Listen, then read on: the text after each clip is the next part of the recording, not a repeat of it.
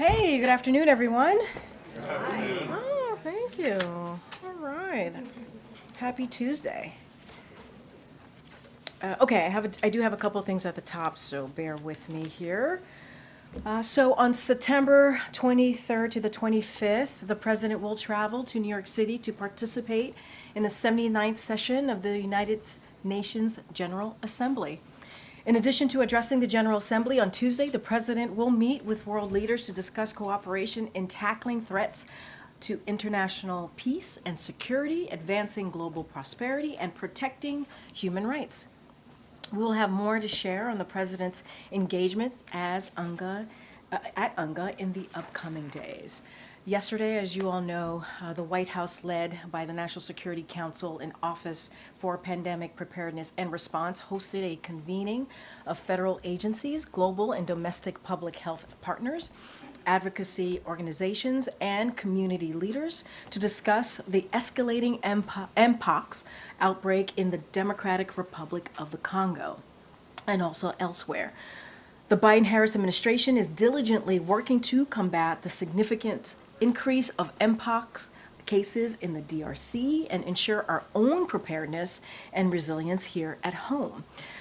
We've been closely monitoring the spread of Mpox in DRC since 2023, working closely with the government of DRC as well as regional and global health partners to reduce the impact of this outbreak and safeguard public health. Over the past few months, the United States has provided an additional $20 million to support Mpox preparedness and response efforts in Central and Eastern Africa, and we are prepared to spend an additional $35 million on the response. We have also been surging vaccines to the response with 50,000 doses of vaccines arriving in DRC just last week. The U.S. will continue to be a global leader in the Mpox response and bolster domestic preparedness as well. Today, on the other side of Pennsylvania Avenue, Senate Democrats will once again put forward a bill to safeguard access to IVF for families across the country. As you'll remember, Senate Republicans have blocked this bill multiple times before, refusing to protect access to fertility treatments for women who are desperately trying to get pregnant. As President Biden has said, the disregard for a woman's right to make these decisions for herself and her family is outrageous and unacceptable.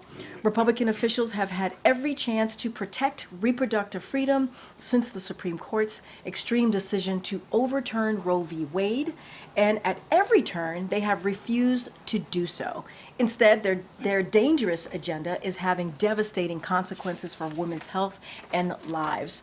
Republican officials think they can message their way out of their support for extreme policies that cut off access to IVF and put women's health and lives at risk. But no attempt to rebrand can change the fact that Republican elected officials have spent decades trying to eliminate the constitutional right to choose and undermine reproductive freedom everywhere. When Roe v. Wade was overturned, Republican elected officials got what they wanted, and they are not going to stop there.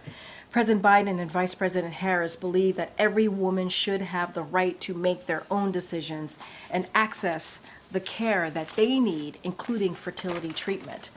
And they will continue to fight alongside Democrats in Congress until the protections of Roe v. Wade are restored in federal law for all women in every state. Senate Republicans should truly join us. And today is voter registration day. Without getting into politics from here, we can all recognize the importance of the right to vote and have that vote counted. Since President Biden came into office, he has worked to protect that right by promoting nonpartisan access to voter registration and making voting more accessible for everyone who is eligible, from students to veterans to tribal communities. The president and the vice president believe that to fully secure the right to vote in every state, Congress must take action and pass the Freedom to Vote Act and the John Lewis Voting Rights Advancement Act. We will keep working to make sure Americans can engage in the democratic process and have their voices heard. No matter who you are or who you vote for, you have to, who you vote for, please go to vote.gov for more information about registering to vote. Again, this is about making this is a nonpartisan effort about making sure that the people who are eligible to vote have that right to vote. So please go to vote.org. Okay, with that, Chris. There has been an outbreak of exploiting pagers in Lebanon. Does the White House have an understanding of whether Israel was responsible for this attack, and any concerns about the escalating conflict in that region? So we have not. We have seen obviously the reports. I don't have more information to share, and I'm not going to speculate from here. Also, the president said that he wanted to see the Secret Service get more resources. What is the White House doing to make sure the Secret Service gets more resources? What will those resources look like?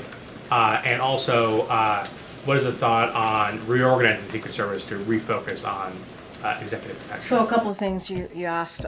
So just want to, as it relates to the CR, as you know, that's a short-term CR. The Secret Service is working closely with Congress on their needs, and so there can be many avenues to get there, to make sure that we actually achieve that goal. So we're not going to get ahead of those conversations. As we're talking about more broadly supplemental funding, just want to take a step back and walk through again what the president believes in your question to me. The president believes that Secret Service should have every resource capability available to them, the protective measures available to them to do a mission that is indeed critical. And so we want to make sure, the president wants to make sure that they have the resource for that. And just to take a step back, in August, as part of our responsibility to plan for a possible short-term continuing resolution, OMB provided Congress with a list of budget needs to avoid disruptions to government services through the first quarter of the fiscal year. One of those requests submitted was for the Secret Service. It would ensure Secret Service had the ability to execute its, again, critical mission even during a continuing resolution, including its responsibilities related to the 2024 presidential campaign. Without that particular request in August, that anomaly, the Secret Service would have inefficient resources to sustain and enhance protective operations during the period of the CR. Separately from that, again, the Secret Service has been in touch with Congress. We believe there are many avenues to get that done, and so we're not going to get ahead of those conversations. But this is something since August that we've been talking about. The president has been always very clear. They need more resources. The Secret Service needs more resources. They need more capabilities. The mission that they are indeed doing is critical. To your question about the change of leadership, the president has confidence in the Secret Service leadership. He commends the Secret Service for their handling of the situation and ensuring that the former president was safe, his safety. The Secret Service has already announced a review into the incident, into what happened. And so, as we have said many times, the men and women at the Secret Service have a hard job, a tireless, thankful job. And we have to remember they're protecting the president, they're protecting former presidents, and many others. Again, this is a mission that is critical. The president certainly has full confidence in them. Go ahead, Selena. Thanks, Karine. Donald Trump blamed President Biden and Vice President Harris for the latest assassination attempt against him. He claimed without evidence that their rhetoric is causing him to be, quote, shot at.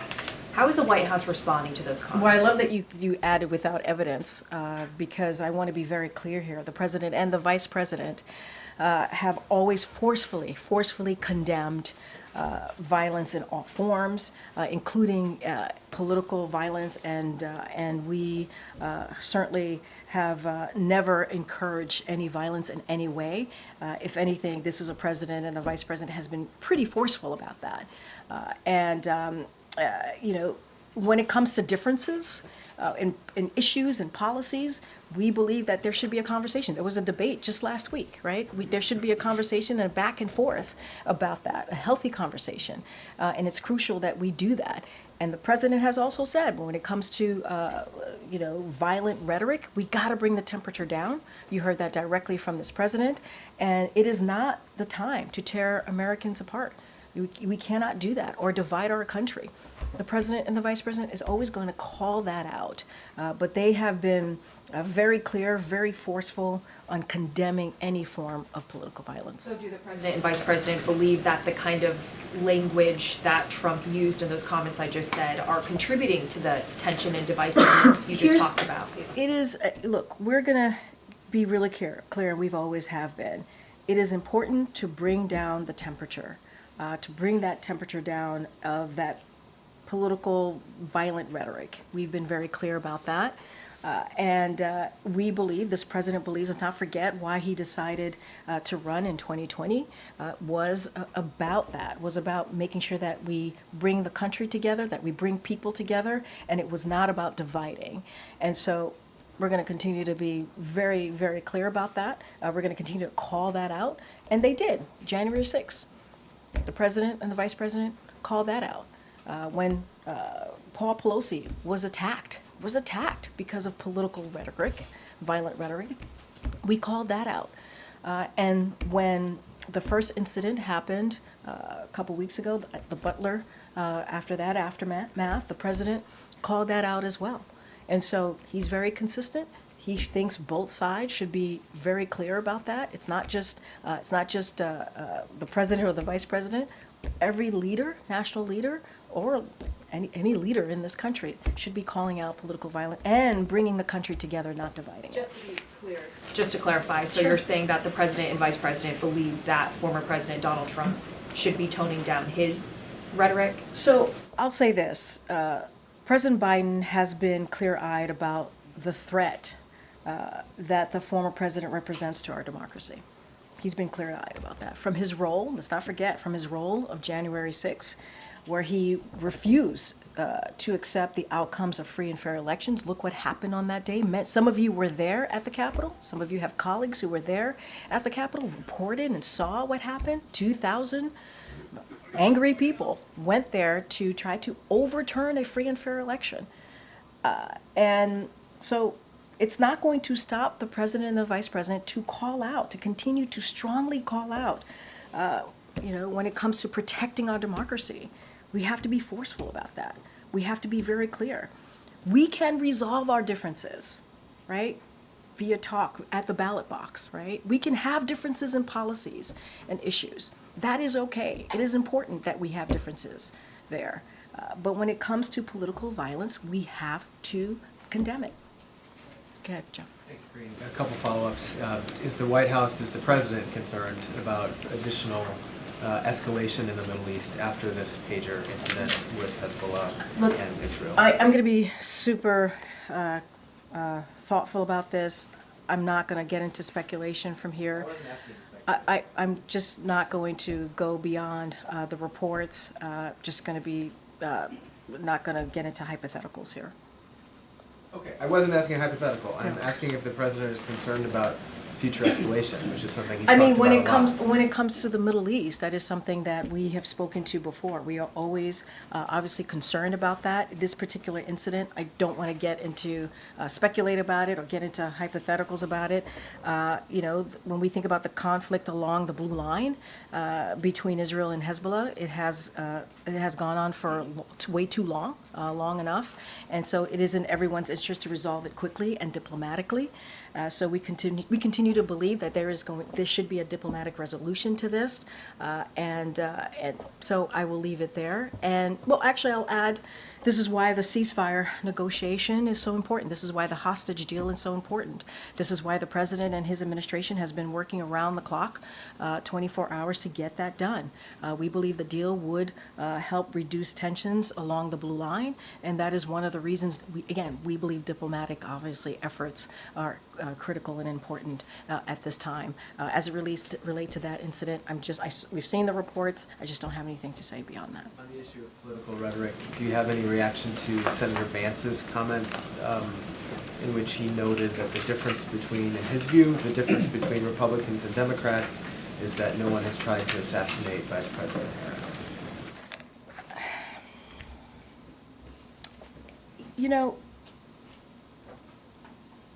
Again, going to be mindful. Obviously, he's a candidate. But when you are a national leader, and you have a community that looks up to your leadership, and you have a job where you're supposed to make people's lives better, where you're supposed to do the thing that is right on behalf, not just the American people, but on behalf of this country. People entrust in you to do just that, entrust in you to make decisions that's going to move this country forward, to make it the great country that it is. And when you have that type of language out there, it's dangerous. It's dangerous because people look up to that particular national leader, and they listen to you when you are a national leader. And when you make comments like that, all it does is create or opens an opportunity for people to listen to you and potentially take you very seriously. And so it's dangerous to have that type of rhetoric out there. This is why this president and this vice president has been very clear on condemning any type of political violence, political rhetoric. And that's why when the president called the former president, was really relieved that the president was safe. And the president has said, we need to tone that down. We need to tone it down. And it should have no place in our politics. It should have no place in our country. We should not be speaking that way. We should not be saying those things. It is already, we are living in a space right now where the political rhetoric is too high. The violent rhetoric is too high. And we saw what happened on January 6th. We saw what happened sadly, to Paul Pelosi. And we saw what happened at Butler, the aftermath of Butler, and over the weekend. And we gotta tone it down. We do.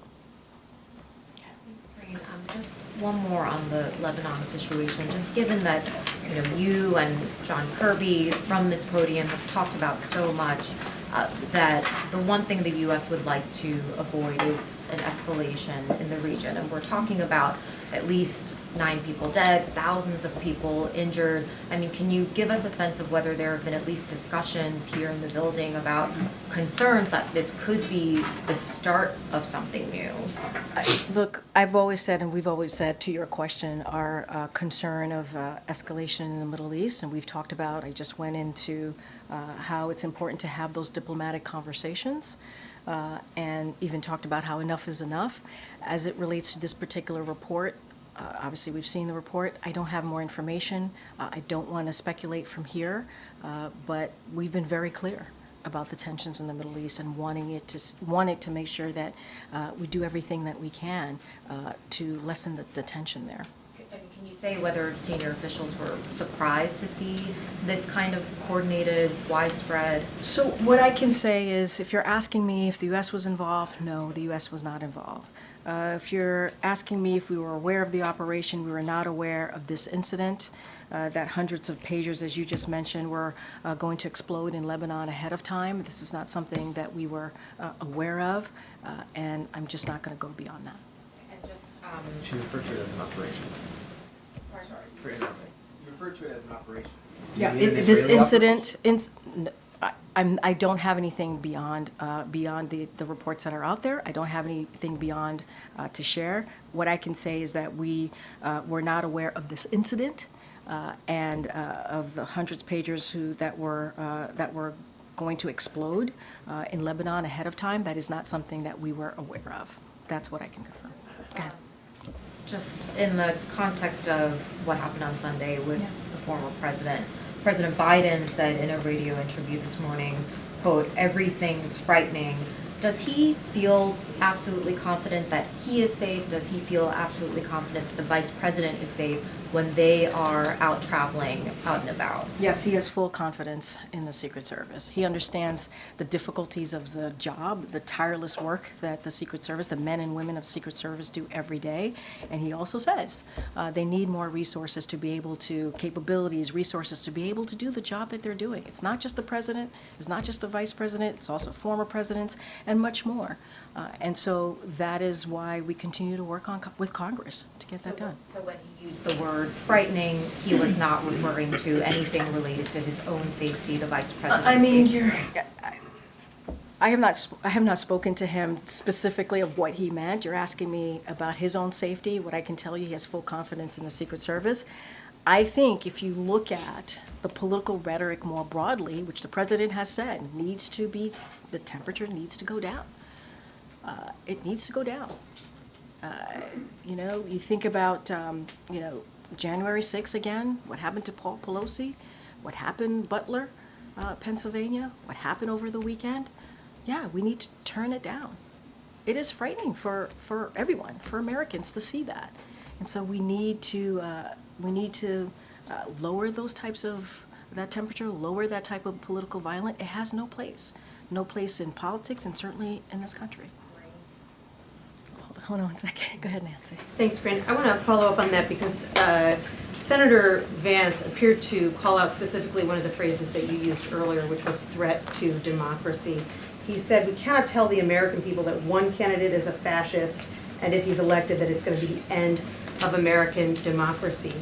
Now, I recognize that Donald Trump has also used those phrases, threat to democracy, danger to democracy, but in light of what has happened, and in light of the fact that there are going to be disturbed people who take words like threat or danger literally, is the president and is the vice president considering avoiding those specific terms, threat to democracy or danger to democracy? I mean, look, and I answered this question. The president has always been very clear-eyed about this, about the threat of the former president represents to our democracy. Just think about January 6th. January 6th, we have to be honest with the American people when we see those types of threats, when we see that type of rhetoric that led to 2,000 people going to the Capitol. We have to call that out. Look, let me step back for a second even further. You all as news organizations have the obligation, right? You are all obligated to cover events like January 6th. As I mentioned before, some of your colleagues were there, some of you were there on January 6th. And you had to report that the way you saw it, the obligation to do that. And we appreciate it because I know those were dangerous times. That was a dangerous day to be there. And, we have to call out any type of refusal of an outcome of an election, any type of violent rhetoric. And this administration has the responsibility to be honest to the American people. So, look, we can, as a country, right, we can have disagreements on issues, on policy issues.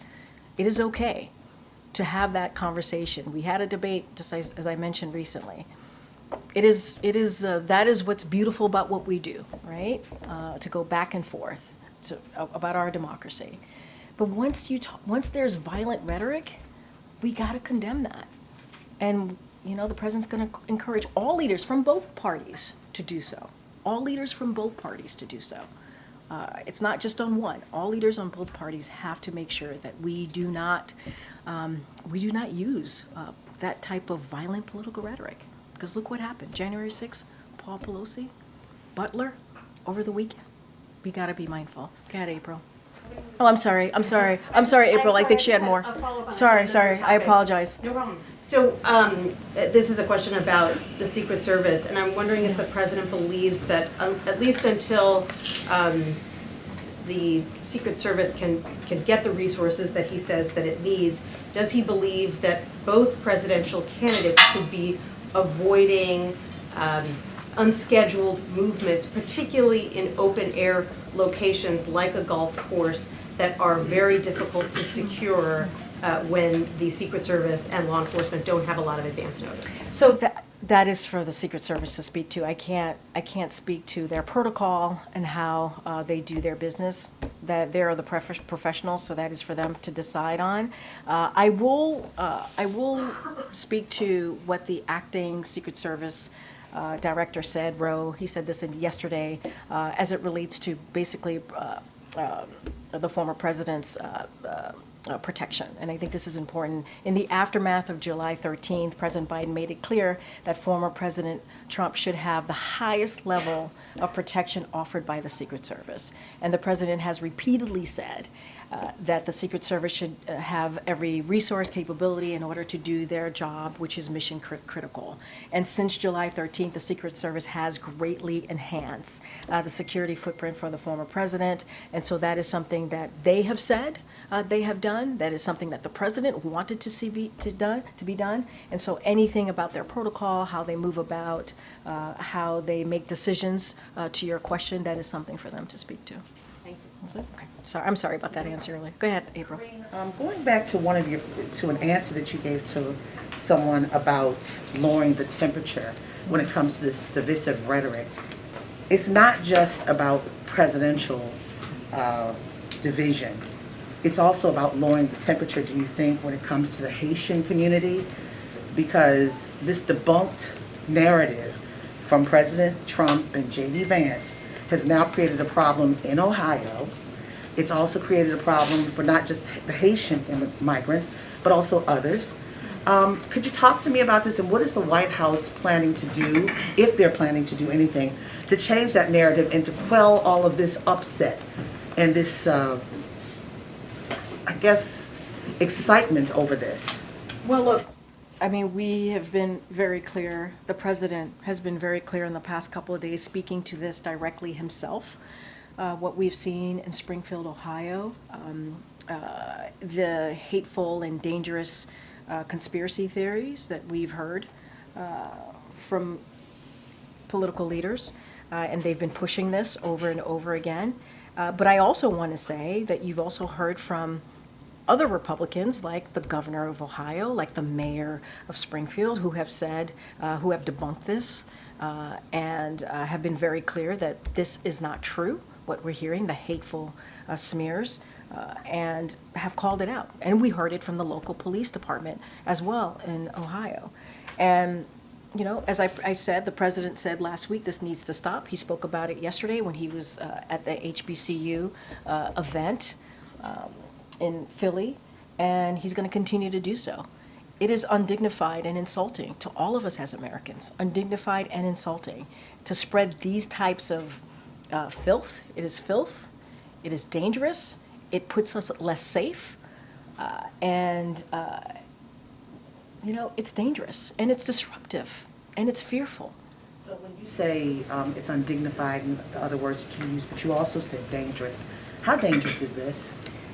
When communities feel unsafe because these type of hateful smears, these conspiracy theories are being spread about them, when schools are being shut down, hospitals, the community in Springfield, Ohio, it puts them in danger. It does, and we've seen it. And leaders should not be pulling us apart. They should not be pulling communities apart. They should be bringing them together in shared values. That's what the president believes. And my next to last question. We're watching the news and seeing what's happening to Sean Diddy Combs. With that said, he has been very political in the past. He has endorsed candidates. He said to vote. He said not to vote. And now this, what we see last night and today. What does this say to the American voting public as we look to these celebrities for endorsements? And I say that in light of one of the largest endorsement that this administration has received so far from people like Taylor Swift, people in the entertainment industry. What does this say to the American voter? Does a celebrity have weight, that kind of weight? I mean, look, I'm not going to get into the politics of today and what an endorsement means. It's not for me to do from here.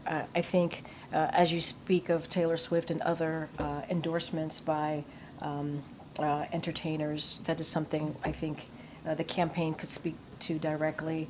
I did at the top talk about how, and want to do this without getting into politics, right? About today being voter registration day and the importance that this administration has put towards that. And also lifting up, making sure that legislation, the John Lewis legislation, gets passed through in Congress. We want to make sure that voting is more accessible for everyone that is eligible. Everyone that is eligible. That's from students to veterans and to tribal communities. It is important that voting is made eligible for is made possible for folks who are eligible. I'm not going to get into entertainers and what that means for the American public, especially as we're in the middle of an election cycle. But voting, as you know, is a sacred right. And I think we believe people should have the ability to exercise that right to vote, whoever they choose to vote for. So, understanding his Diddy's past dabbles in politics and understanding what's happening today, if true, does this administration condemn Diddy for what he's done? Look, it's an ongoing situation, legal matter. I would have to refer you to Department of Justice. Everything kind of is happening today, and so we just don't comment on ongoing legal matter. I'm not going to do that from here, so I'm going to leave it there. Go ahead, Anita. Thank you so much. I have a quick Iran question, then a longer domestic question. Just starting with Iran, their new president said that he is willing to have talks with the United States. He did give some conditions, and he also said he's willing to talk again about the nuclear program. Is the White House willing to play ball here? So we have long said, and I've kind of said this in the beginning, that we view diplomacy as the best way to achieve an effective long-term solution when it comes to Iran's nuclear program. That is something that we have been pretty consistent about in the past 3.5 years, and we believe that having those diplomatic conversations when we talk about our relationships across the globe is so critical. However, we are far and away from anything like that right now. So we will judge Iran on their actions, not their words. Always been clear about that as well. And if Iran wants to demonstrate seriousness or a new approach, they should stop their nuclear and regional escalations. And then on domestic matters, first of all, have any figures from Ohio asked the administration for any help or assistance to safeguard the vulnerable communities there? Is this something you're considering?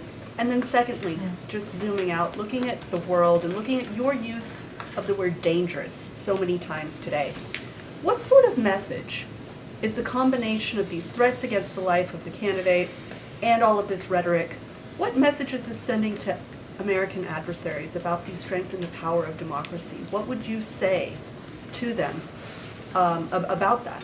So two different things. You're asking about Springfield, Ohio, and I said this last week and I'll repeat it here. First of all, we got to condemn any type of hateful smears and conspiracy theories. And when you do things like that, it does make people feel less safe. It does make communities feel less safe. And it's hateful. And you've heard from the mayor of Springfield, you've heard from the governor of Ohio saying this is not true. And these are two Republicans who are saying this is not true. And we've seen what that has done to the Haitian, in this instance, the Haitian population. And it is not right. It is not okay. Going to get to your question. So since day one, the president has always wanted to make sure that communities across the country have the support they need as we talk about migrants coming into their community and wanting to make sure that they have the help and the resources available to them. And so over the past 2 years, we have provided over $130 million to help communities across Ohio hosting recently arrived migrants, including Springfield. And since this past spring, back in April, DHS has been directly engaged with the city of Springfield and local officials to make sure they have the support they need. But again, this goes back to something that we talk about all the time from here, which is the bipartisan border deal.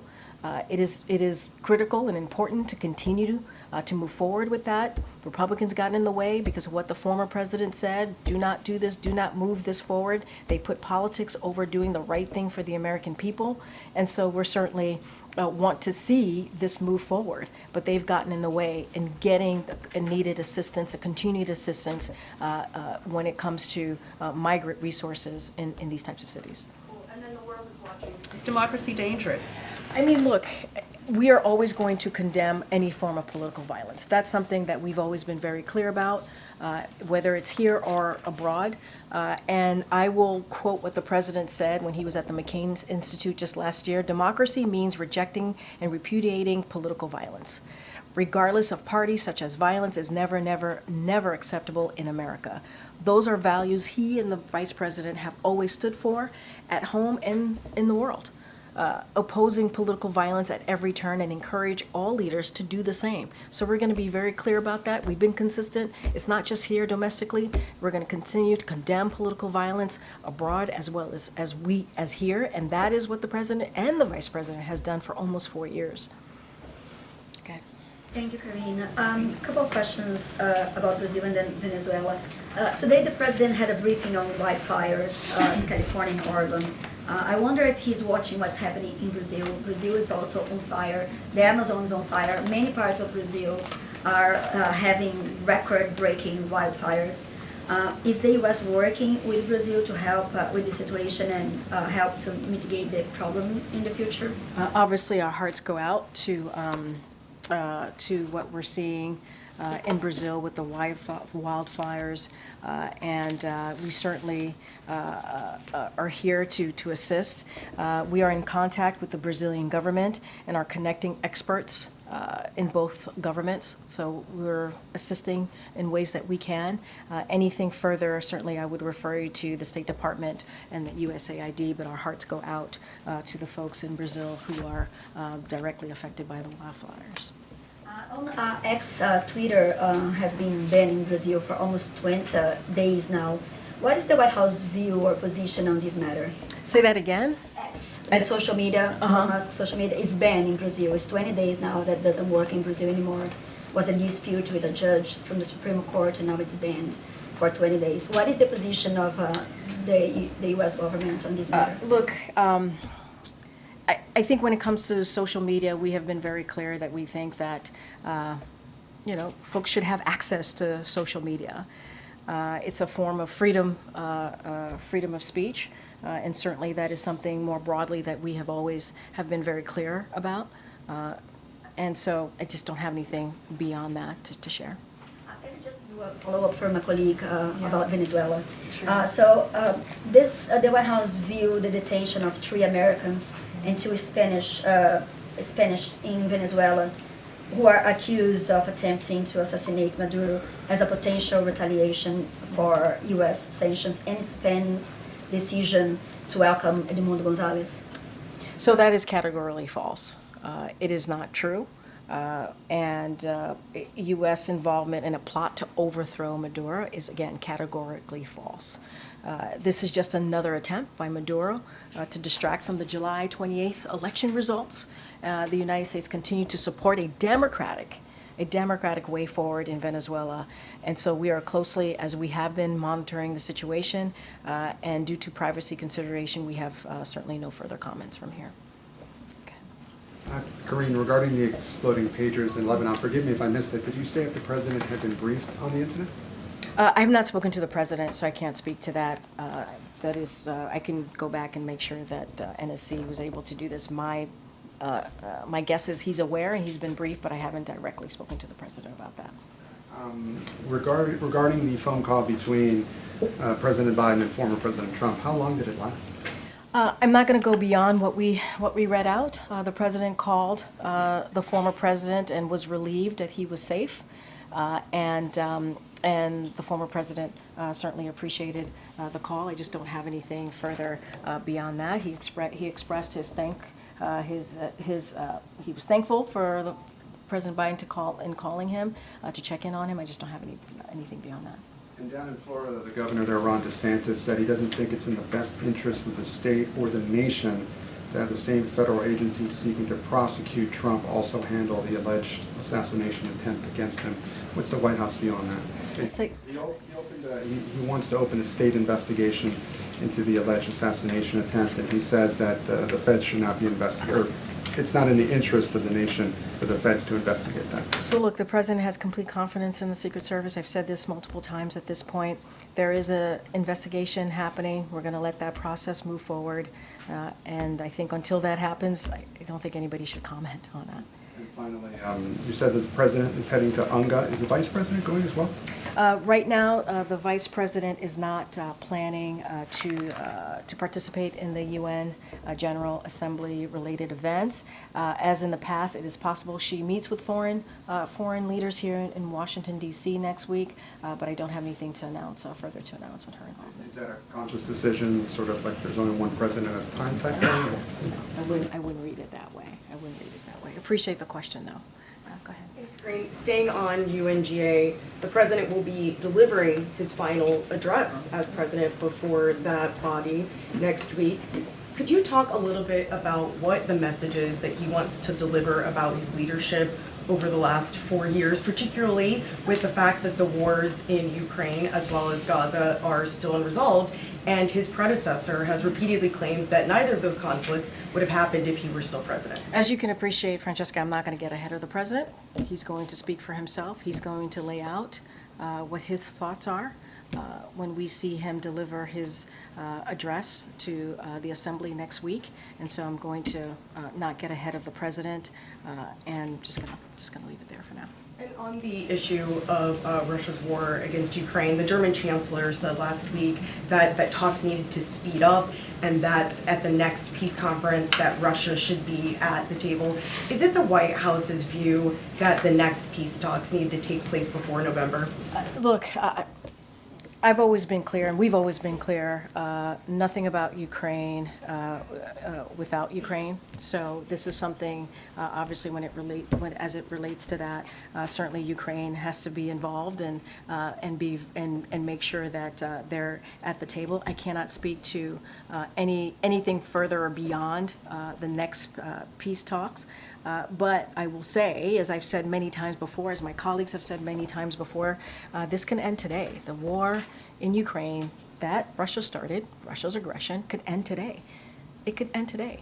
This is Mr. Putin's war. He started this war. And he can stop it by moving his troops out, by ending the war on a sovereign territory, on a democracy. He can end this. And so I'll just leave it there. Go ahead, Danny. Thanks, Karine. Just going back to Lebanon, a few hours before these pages exploded, Israel said that it was expanding the aims of its war against Hamas to focus on Hezbollah along the northern border with Lebanon. Do you have any indications that this incident may have been a kind of prelude to some kind of major Israeli operation? I'm not going to speculate from here. Like I said, we've seen the reports. I just don't have any more information, and I'm just not going to speculate. Very quickly, the other day, President Biden gave the thumbs up when I asked him if he was going to be traveling to Angola, as our friends at Reuters reported. Do you have any more details on that? Can you confirm any details? So you asked the questions and your friends at Reuters reported it? Is that what you're saying? No, I wish it was. Reuters reporting. I'm glad you had to admit. I don't have anything, we don't have anything at this time to share on any travel for the president. So just leave it there. Okay. Thank you, Karine. It's been only 2 days since somebody allegedly tried to kill Donald Trump again. And you're here at the podium in the White House briefing room calling him a threat. How many more assassination attempts on Donald Trump until the president and the vice president and you pick a different word to describe Trump other than threat? Peter, if anything from this administration, I actually completely disagree with the premise of your question, the question that you're asking. It is also incredibly dangerous in the way that you're asking it, because American people are watching. And to say that from an administration who has consistently condemned political violence, from an administration where the president called the former president and was thankful, grateful that he was okay, from an administration who has called out January 6th, called out the attack of Paul Pelosi, called out and said we need to lower the temperature after the Butler incident, and now for you to make that kind of comment in your question, because your question involved a comment and a statement. And, you know, it is, that is also incredibly dangerous. When we have been very clear in condemning political violence from here, what I have said about the president, the former president, about January 6th is facts that you all have reported. It is fact. When you have a former president who basically says that the election wasn't, the results of the election were not the results of the election. When dozens of more than 60 Republican judges said that it was a free and fair election. More than 60 said it was indeed a free and fair election. You had more than 2,000 people who were told to go to the Capitol. It was one of the darkest days of our democracy. One of the darkest days. There were people law enforcement officers who died because of what happened at the Capitol. And they were there because the former president told them to go there. I mean, I don't know if that's not a threat in our democracy when it was one of the darkest days of our democracy, January 6th, one of the darkest days.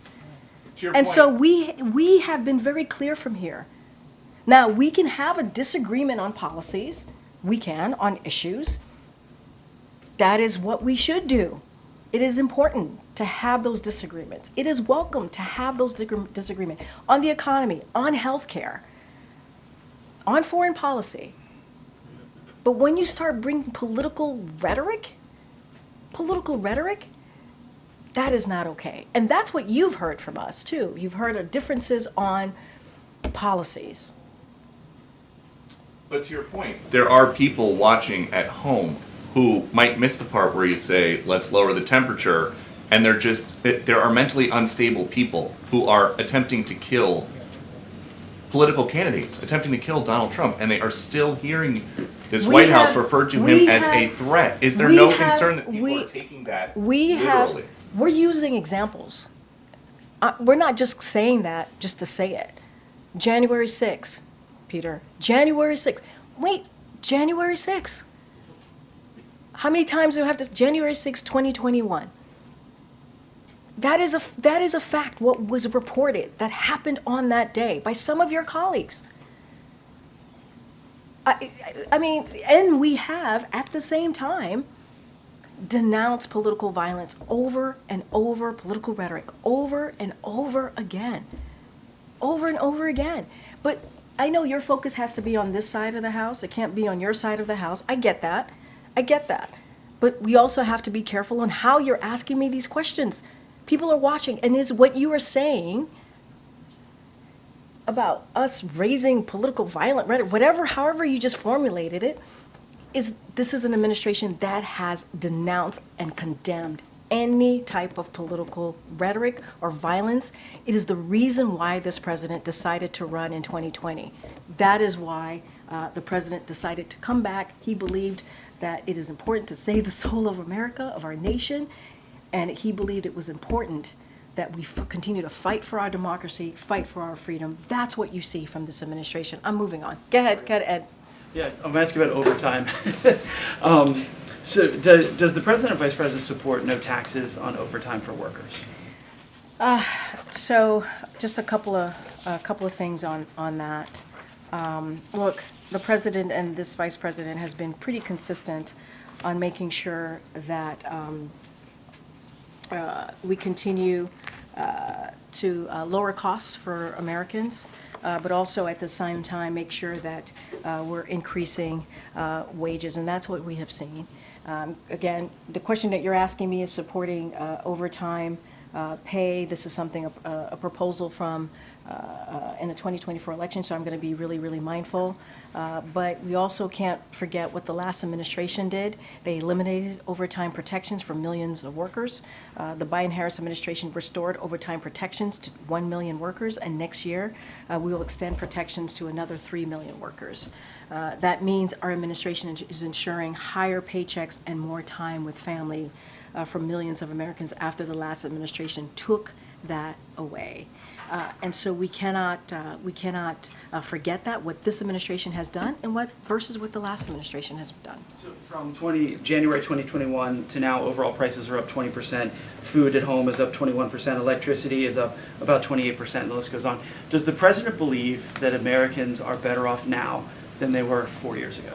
Yes, and I understand what you're asking me. I get it. There's still a lot more work to be done, and we've always said that. That's why the president is always, and the vice president are always continuing to try to figure out how do we lower those costs. And we cannot forget what happened 4 years ago. We cannot forget what this president and this vice president walked into, what they inherited from the previous administration. And so it was an economy that was a free-for-all, that was a once in a century pandemic. There was no comprehensive plan to deal with that pandemic. The president and Democrats in Congress passed the American Rescue Plan, shots in arms, money in pockets. And also when we took over, the last year of the former administration, violence, murder was at an all-time high. And we have been able to bring down violent crime at a 50-year low. And so we're able to negotiate lower drug prices. We are beating Big Pharma, something that former presidents, elected officials have been trying to do for some time. And so while we still have a lot more work to do, we do believe 4 years ago there was a pandemic. People were dying, thousands of people were dying. There was no plan. Our economy was literally in a downfall. So one more, if I might. October 1st, if the dock workers don't get a contract, there could be a strike. Is the president, going to invoke the federal law to avoid or to I'm not going to get into hypotheticals. I'm not going to get hypotheticals from here. All right, thanks everybody. I'll see you tomorrow. Thank you.